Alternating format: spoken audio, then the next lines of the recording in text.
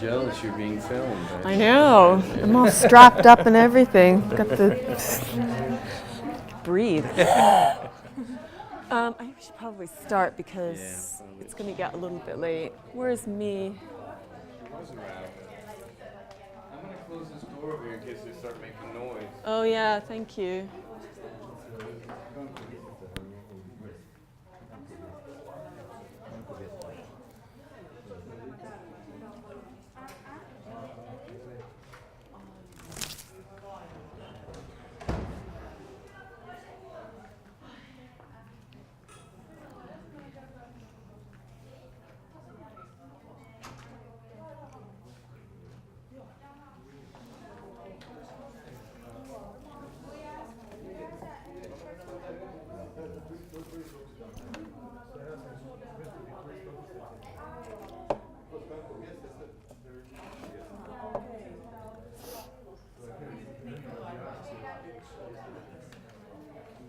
Some people, when I was doing it with you guys, they were listening over there. So Oh, were they? Yeah. They were, but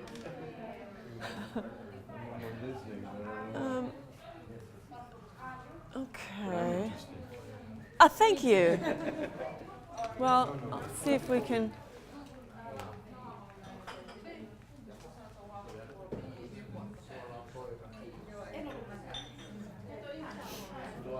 So we're going to start the talk, I think, now. I think I'm going to start this talk now. Do normally people just still hang out here? Or do they come up and listen, or how does it work? Maybe we can show you out. Yeah, I think it might be. Hi, guys. So we're going to start a talk up here in a few minutes. And so it's going to be like a performance up here, okay?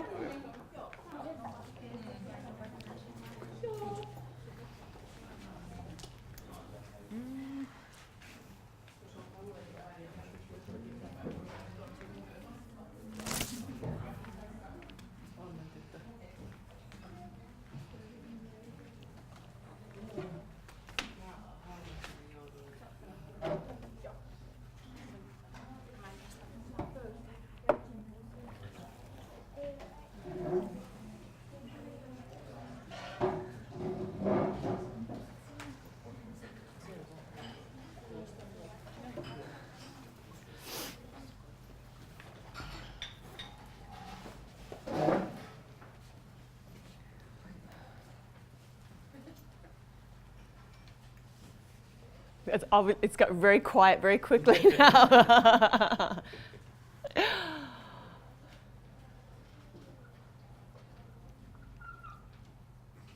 Well, welcome everybody. My name is Maria Tecce, and I was performing here last night in the theater. And I'm going to talk to you a little bit about voice. And I only have half an hour, so it's going to be very brief and very much just the basics of what voice is to. Oh, sorry, I just totally. What voice is for me, and just a little bit about what I do at the very beginnings of how I start working with voice. So I've been coaching for about 10 or 15 years now, and I'm an actor and a singer.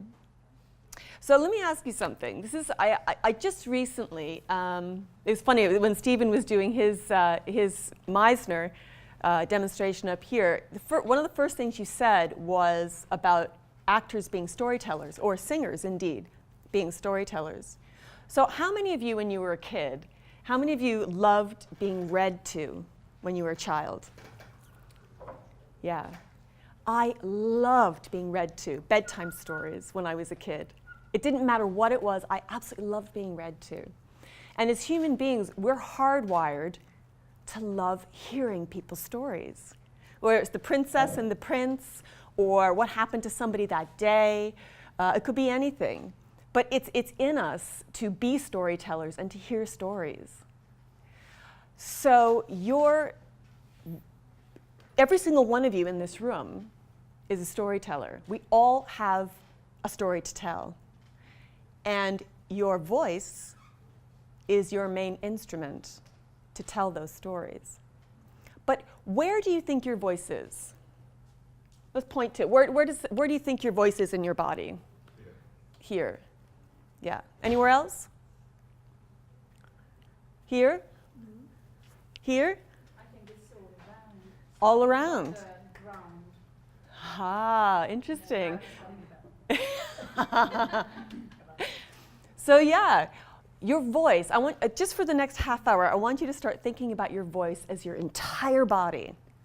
From the bottoms of your feet and how you stand, all the way up through your body where you carry tension, how we breathe, and how we create vibrations, where we resonate those vibrations, and how we articulate those vibrations to create speech. So all of these processes are involved in creating voice.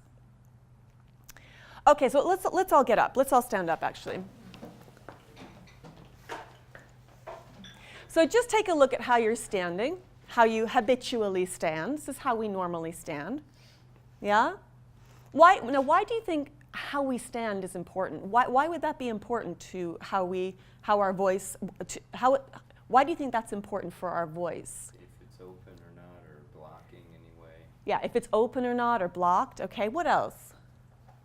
Why do you think standing in a way that is balanced is important for the voice? Why else do you think? I think you just kind of have your roots. Yeah. Floor. Root, that's a great image, isn't it? Roots, like a tree. To ground ourselves. Yes. Anything else? I hope you breathe. Yes, breathing. Breathing, breath, is the cornerstone of all great communication. So whether you're an actor on a stage, whether you're giving a presentation on year-end statistics, whether you are talking about the latest advances in stents for heart surgery, it could be anything. Those are all stories, actually. A story has a beginning and it has an end. And it has a lot of stuff in the middle. They're all stories. It's all language. So you could make the phone book sound interesting, you know? Okay, so what I'd like you to do is just on the front of your pelvis are two bony bits just here. Can you feel them? Yeah. Well, I want you to point downwards with your fingers. And your feet, see if you can put your feet just underneath those so your feet are about hip width apart. So this is where we start. This is home base. Now you can move anywhere you want. You know, you could have, say your character has a limp, then you would be doing that. Or if your character sounds like this, if we're actors and we're creating characters. But this is home base. As far as voice work goes, this is where we start. And again, it's important for all of those reasons. This is actually, when you're standing in a good balanced way, you're using up the least amount of energy physically. Otherwise, what happens? Let's do the one hip thing. So is this centered and balanced, or is this off balance?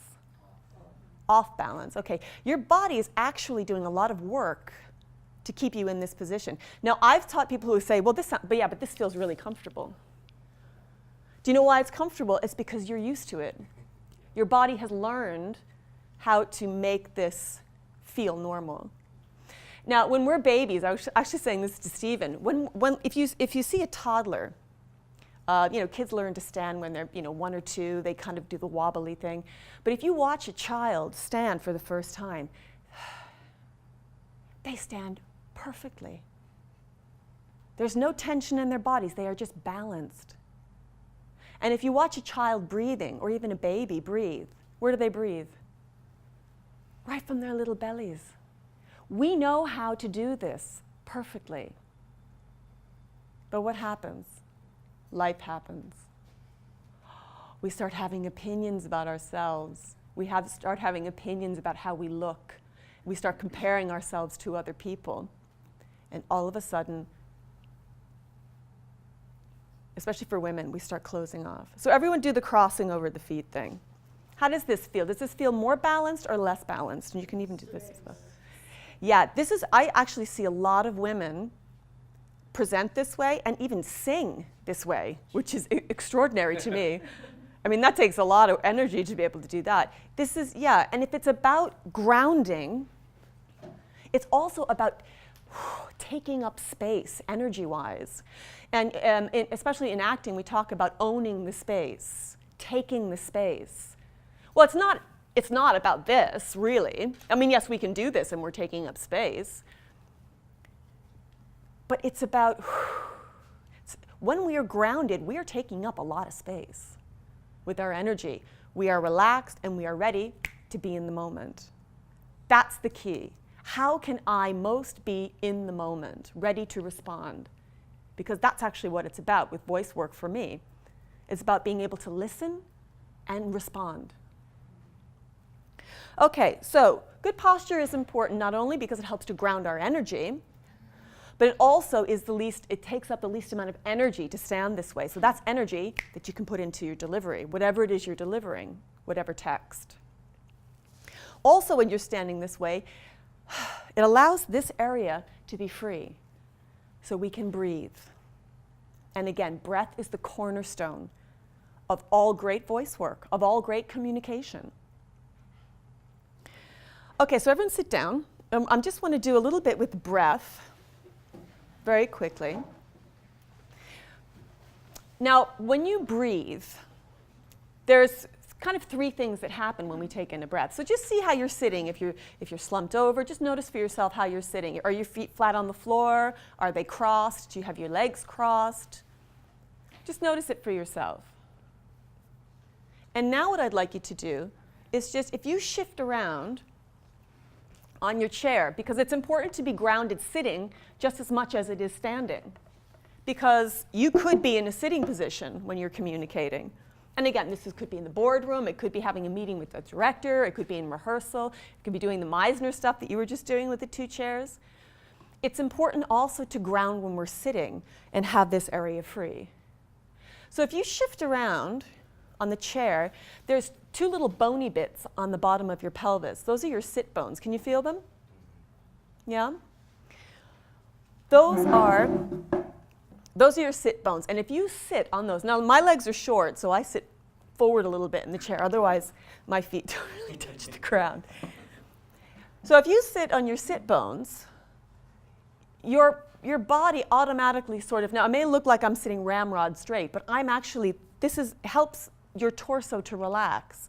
And if it's about relaxing and opening up, being grounded in a sitting position allows us to do that. So if your feet, now we all do these things as well, that's fine. But you can still be in a balanced, grounded position sitting, even if your legs are crossed.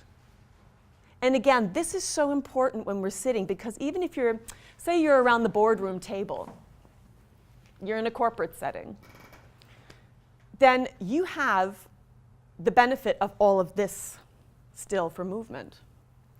And if we are here, or everyone do the slump, everyone do this one, push your hips forward. Yeah? Do this one. How does this feel? Comfortable? Relaxed? Odd? How does it feel?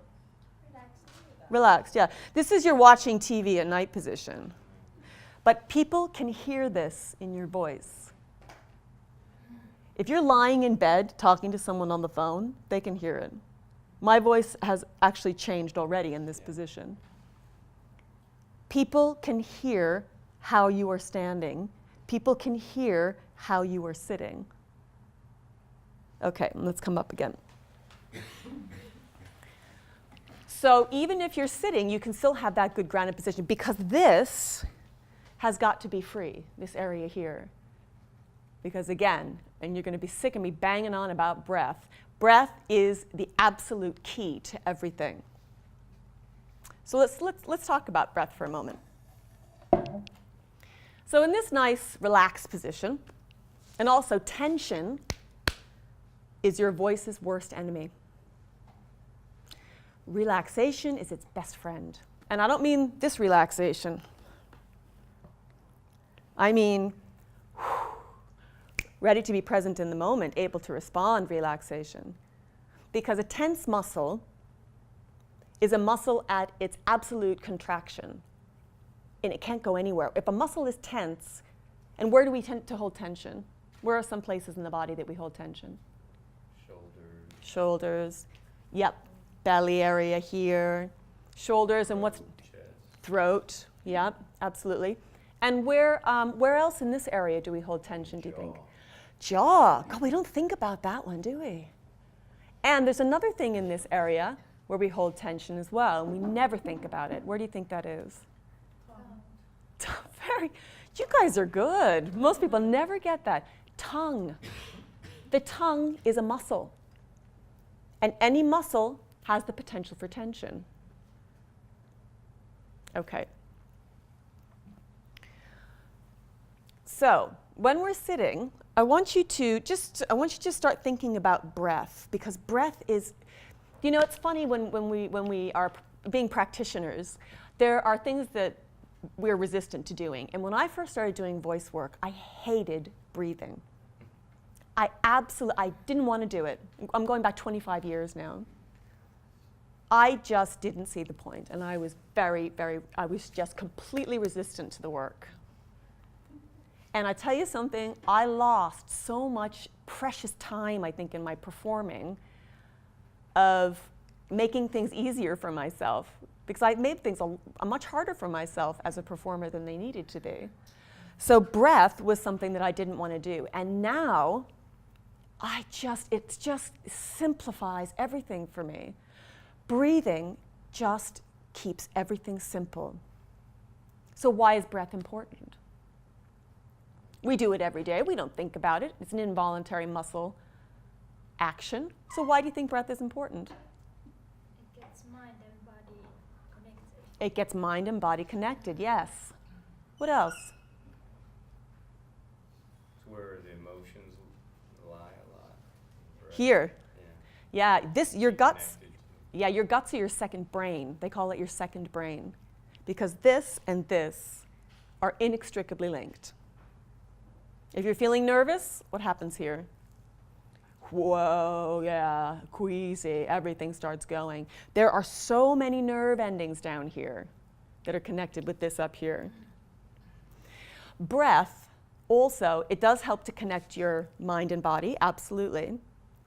Because the physical is, you talk about connecting the spiritual and the physical, well, your voice and your voice is your body. So when we're breathing, you are fueling the voice. Breath is fuel for the voice and supports the voice. Also, breath helps to fuel your thought. We cannot think clearly unless we're breathing properly. It helps us to think more clearly. Also, and I was asked to talk about this, I was asked to talk about nerves. Breathing is also one of the techniques and tools that we use to help manage that nervous energy.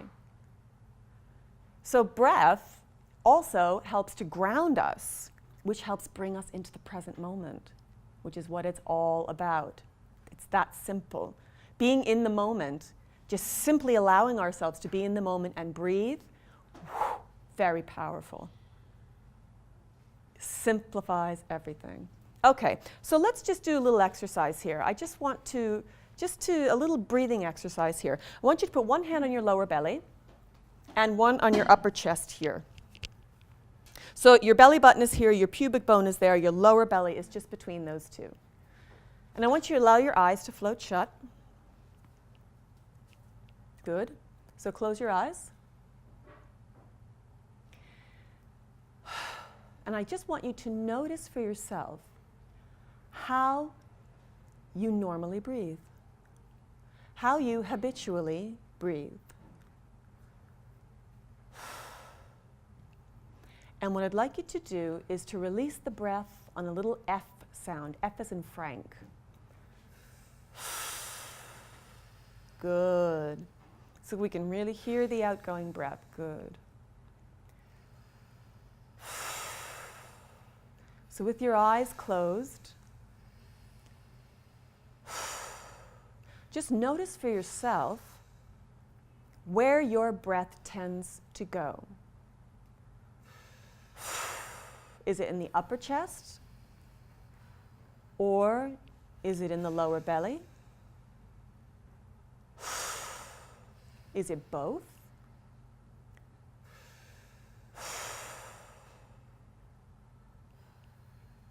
Good. And now let your eyes float open. So where did you find that your breath tended to go? If I do breathing, then it's here down. Okay. It goes down, but if I forgot it, Oh, so if you think about it, yeah. oh, I see, then okay. it's there. Right. Otherwise, it may stay here. It may stay here, all right. Anyone else? Anyone up here? Anyone feel that they're breathing up in this area here? Also. I felt it everywhere. Okay. All right, so just for as an exercise, what I'd like you to do is to breathe just into this area up here. So breathing right into where your clavicles are, it's just this area here. So just breathing into this area here.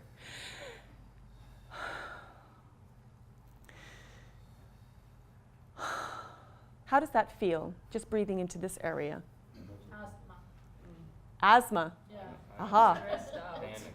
Panic. What else? Then I work a lot. Suffocation. What's that? Not so pleasant. Not so pleasant. Then I work a lot with my nose. Then, okay. This area up here, yeah, this is an area of, it's a small area. Your lungs are kind of shaped like this. They're smaller at the top and bigger at the bottom. Your rib cage mirrors the shape of your lungs. So when we're breathing up here, there were all these different words: panic, suffocation, not pleasant. When we're breathing up here, we have less possibility. I always think of that up here. This is a place of tightness. I actually feel upset when I breathe just up here. I feel quite emotional and upset when I breathe up here. Okay, so if that's how we are when we breathe up here, now what I'd like you to do is close your eyes and think of allowing the breath to drop into the hand on your lower belly. Just think, bring your thought down into the hand that's on your lower belly. That's all I want you to do. Breathing out in a little F sound.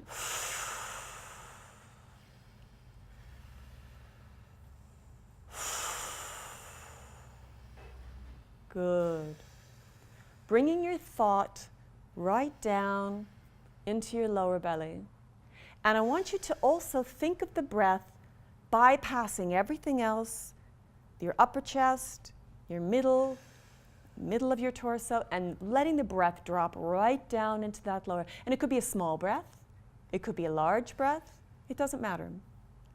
Just letting the breath drop down into that hand. Good.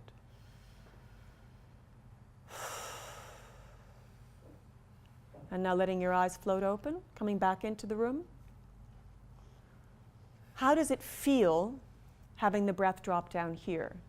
How is it different? Was there a difference? Deeper. What else? I felt like there was a little bit more control to the core. A little bit more control. Yep. Anything else?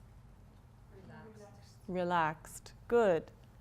So as we can see, there are two very different qualities of breath when we're breathing up here and when the breath is dropping down here. So what physically is happening when you breathe is that the lungs inflate. So I'll breathe out. When you breathe in, the lungs inflate. The diaphragm, which is a dome-shaped muscle that if you feel right here, this area here, this very vulnerable area, right where your ribs finish here, the diaphragm is a muscle that's shaped like a dome, and that sits just there. So when you breathe in, the lungs inflate, which pushes that muscle down, and this area comes out to make room for the breath that your lungs are taking in. And then when you exhale, this area moves in, the diaphragm moves up, the lungs deflate. Physically, that's what's happening.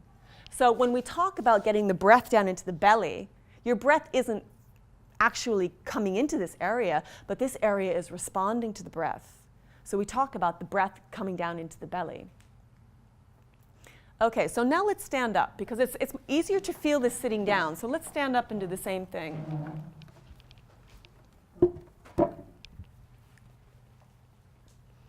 Okay, so feet under hips, home base. Good. One hand on the lower belly, one hand on the upper chest. Good. And now, in this position, because your body is doing a little bit more work when you stand up physically, just thinking, this is probably your most powerful tool as a communicator and performer, is this little thing up here. You can think yourself into feeling just about anything. Okay, so thinking about the breath dropping right down into the belly, releasing on a little F sound. See if you can feel that same sensation of the breath dropping down into the belly. Good.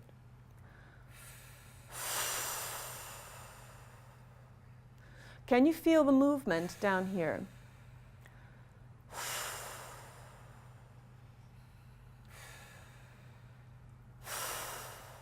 Good. Is there anyone that doesn't feel movement here? Yeah? Is everyone feeling that? So let the breath, so breathing out.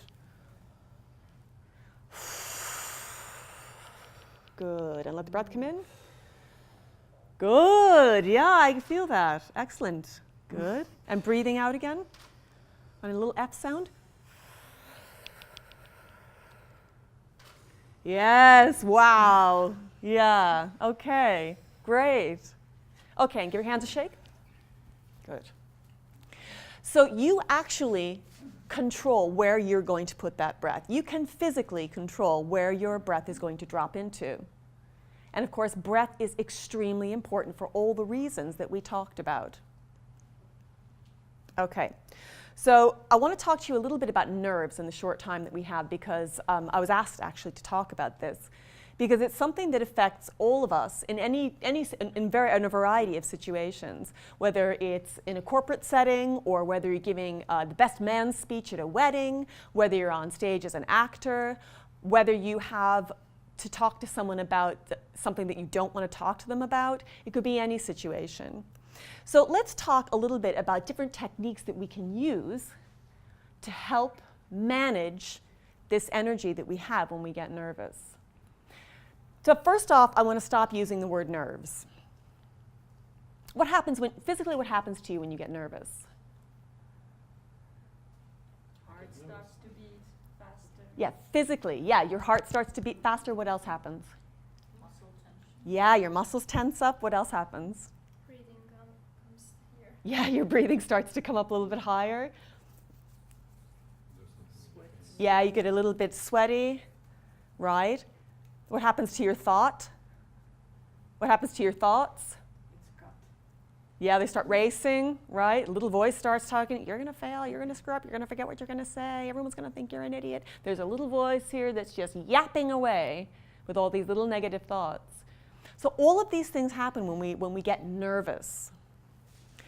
What physically happens when we get excited? Voice is deepening. Your voice is deepening, okay. What about your heart? Heartbeat starts beating. Heart starts beating faster. Sweat. Yeah, you might get sweaty palms. What about the old belly? That second brain, what happens to that? Go face to the toilet sometimes. You have to go to the toilet. Yes, Yeah. this is very true. Feelings in here. Yeah, Fear from existing to be a nation or some public appearance or something. yes. Butterflies. So we have very similar physical things happening when we get nervous and when we get excited. So I just don't want to use that word nervous anymore. I've stopped using it. What's actually happening in that moment is an abundance of overexcited energy. There's adrenaline pumping through your body, and it's there for a good reason. We have this little part of our brain, I think it's called the amygdala. It's the little reptile part of our brain that's still there through evolution. That part is the part of the brain that told us to run away or fight, one of the two, fight or flight. But of course, in that situation, you can't do either one of those things. So what happens? We freeze. Because your body can't do the things it knows it's supposed to be doing. So we need to have techniques that we can use to help manage the energy in that situation. That's all we're doing is managing it. Because we're not going, I'm not nervous, I'm not nervous, I'm not nervous, I'm not nervous. Because the brain hears, I'm nervous. It doesn't register the negative. So the first tool is acceptance. I am in a heightened state of being in this moment. And that's not going to change. There's no magic pill. Well, you could take a Valium or a Xanax, but that's not really going to help at the end of the day. Because it's about being present in the, especially if you're performing on stage. Okay, so acceptance, number one. This is happening, I'm in this moment. What action can I take to help manage this energy? Well, the first thing, okay, so acceptance. The second thing is breathing. This is why breathing here is so important. Because if we start breathing up here, something called hyperventilate is what will happen. It means we're not getting enough, we're getting too much of the wrong kind of oxygen to the brain. It's short and shallow. So breathing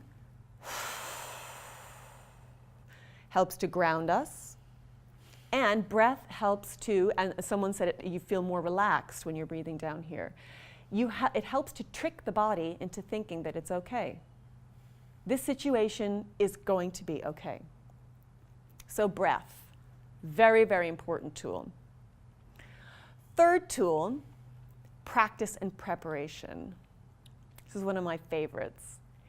If you practice, so say you're at work and you have to give a presentation. You know, you've got a couple of weeks to work on it. Most people do. Now, it could be 1 week, however long it is. So you have a presentation that you have to give. Well, practicing and preparing, whether you're an actor on stage or whether you're speaking your own text as you would be in a presentation, what practice and preparation does is it teaches your body new memories.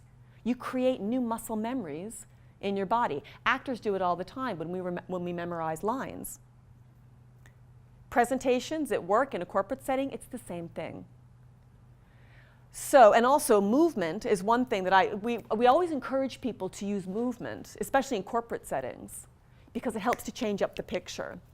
Because there's 3 C's that we talk about when we're talking about communication: clarity, color, and credibility, the 3 C's. So when you're feeling that overexcited energy, you're not feeling very clear, first of all, and you're not feeling very credible or confident. So these techniques will help to ground us and help us to remember that you're going to be okay. So breathing, acceptance, practice and preparation. If you don't prepare and practice and think, oh, it'll be fine, I'll just wing it. It'll be fine, you know. Because they go, yeah, I saw so-and-so get up there, and he looked like he was totally winging it. He was great. Well, you know, so-and-so probably worked for about 2 or 3 weeks on that presentation, practicing it over and over again. Whether you're Tony Robbins, whether you're Bill Gates, whether you're giving a TED Talk, it doesn't matter. These guys, these women, men and women, they practice a lot before they get up there. Warren Buffett, who's you know, very, very famous guy in business in America, someone asked him, how long do you take to work on these keynote speeches that you give all over the world? You know, 2 or 3 days, a week? And he just looked at the guy and he said, a year. He hones those speeches and practices them and trims them and cuts this and that, adds in this. He films himself. The camera is your best friend. No matter what you're rehearsing, we're so lucky at this point in time. We've got phones, tablets, laptops. You have everything at your disposal to film yourself, and that will tell you exactly what you're doing, exactly what you look like, and exactly what you sound like. That's the good news. That's the biggest shortcut that you'll ever have, is your camera. So when you're practicing and preparing, I highly recommend filming yourself. because that's your feedback right there, boom. And it's about getting feedback so that you can see, what am I doing?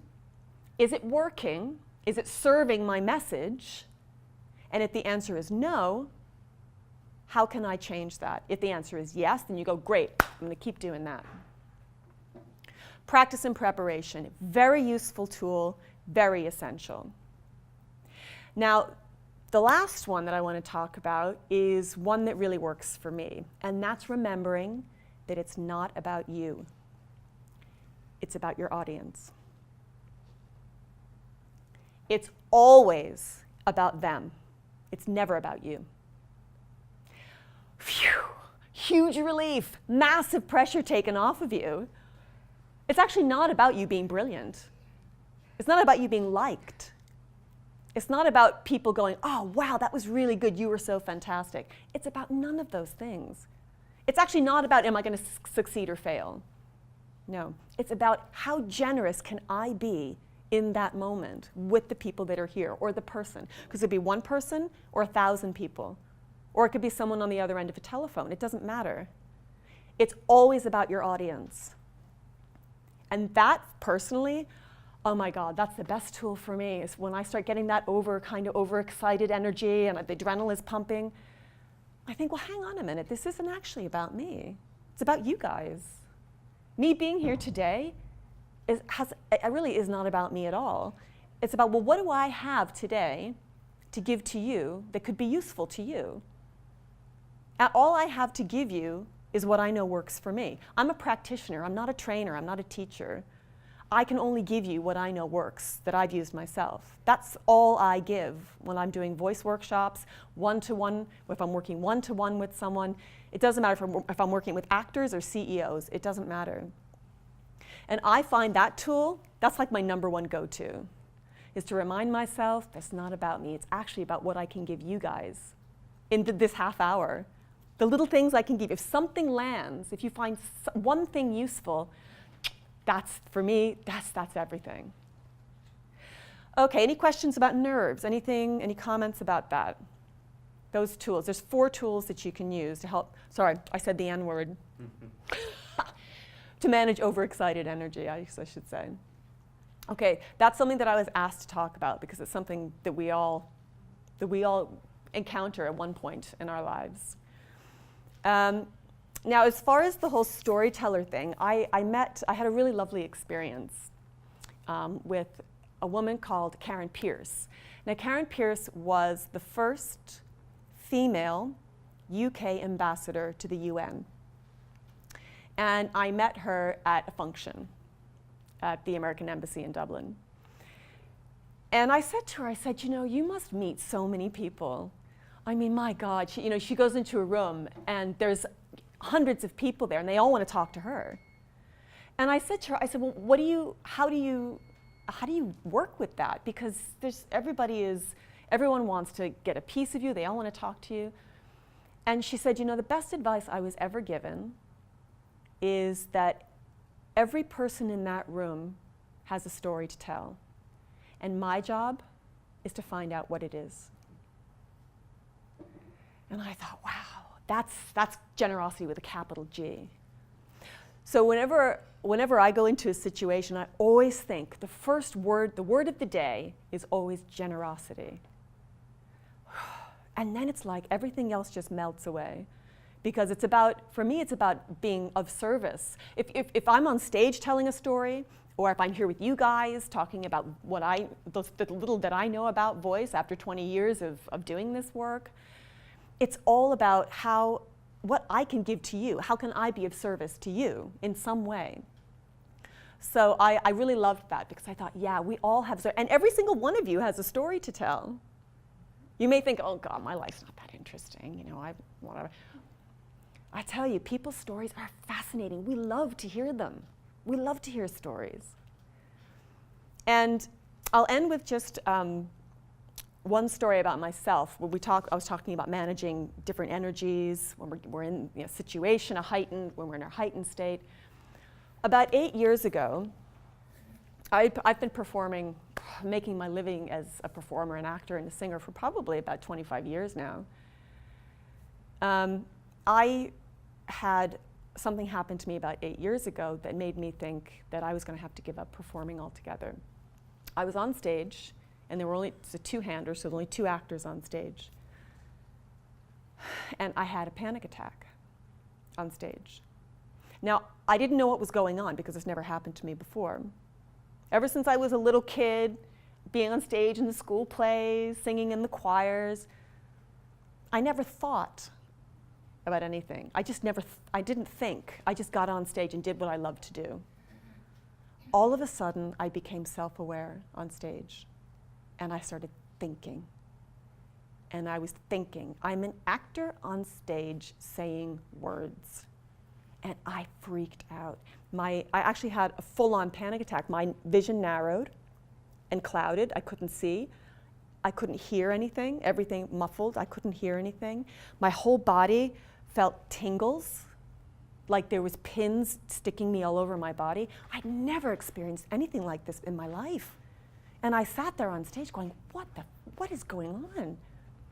And I had to call for a line. Now, it was preview, which means we weren't actually open with the show.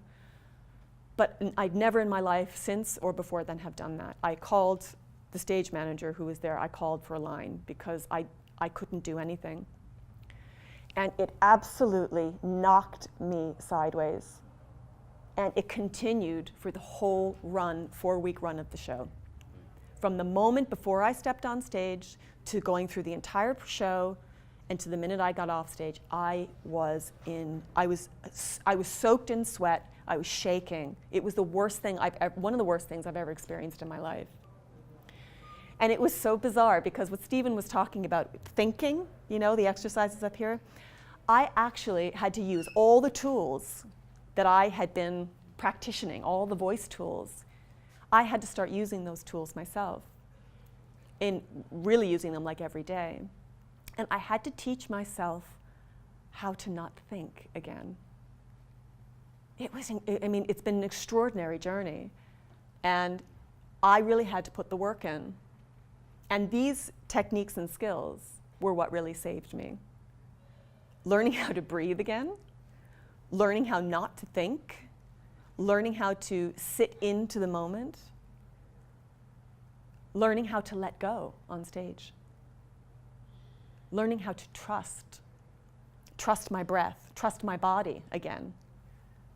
It was extraordinary. And I thank all the gods above, and I thank all the work and all the wonderful teachers that I've had over the years, and all the actors that I've been able to watch and observe and learn from.